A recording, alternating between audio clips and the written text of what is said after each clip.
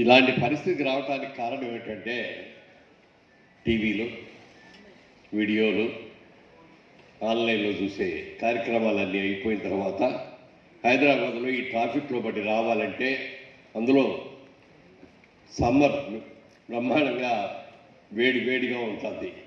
ఈ సమ్మర్లో రావటం అనేది చాలా కష్టం కాబట్టి రాలేకపోయిన వాళ్ళని మనం అనుసరించకుండా ఇవాళ ఈ కార్యక్రమాలన్నీ డైరెక్ట్గా ఇక్కడ కూర్చొని చూడకపోయినా ఆన్లైన్లో చాలామంది చాలా దేశాల వాళ్ళు కూడా చూస్తున్నారు కాబట్టి ఈ కార్యక్రమం విజయవంతం అవుతుంది.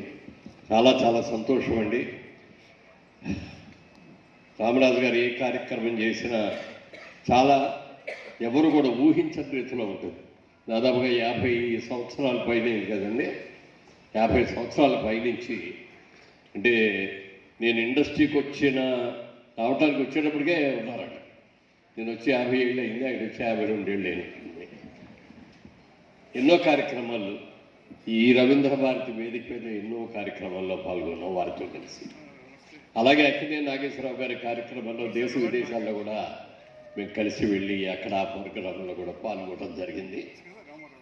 ఈ రోజున ఈ కార్యక్రమంలో నన్ను కూడా భాగస్వామ్యం చేసి ఈ సత్కారం చేస్తున్నందుకు వంశీ వారికి, తిరుమల వారికి కూడా నా హృదయపూర్వక కృతజ్ఞతలు, నమస్కారాలు తెలియజేస్తున్నాను. త్వరలో విశ్వంజీవి స్వామీజీ వారు వేదిక మీదకి రాబోతున్నారు. వారి ఆశీస్సులు కూడా మనందరూ కూడా తీసుకోవాలి. అలాంటి ఎంత మహాసభలు చాలామంది విశిష్టులైనటువంటి వివిధ రంగాల్లో నిష్ణాతులైన వాళ్ళు ఎంతోమంది ఉన్నారు. వారందరి గురించి మాట్లాడాలంటే ఒక రోజే చాలు. అంత విశిష్టమైన వాళ్ళందరూ కూడా ఈరోజు ఇక్కడ ఉన్నారు. వారందరికీ కూడా అభినందనలు తెలియజేస్తూ నాకు ఈ అవకాశం ఇచ్చిన వంశీ రామరాజు గారు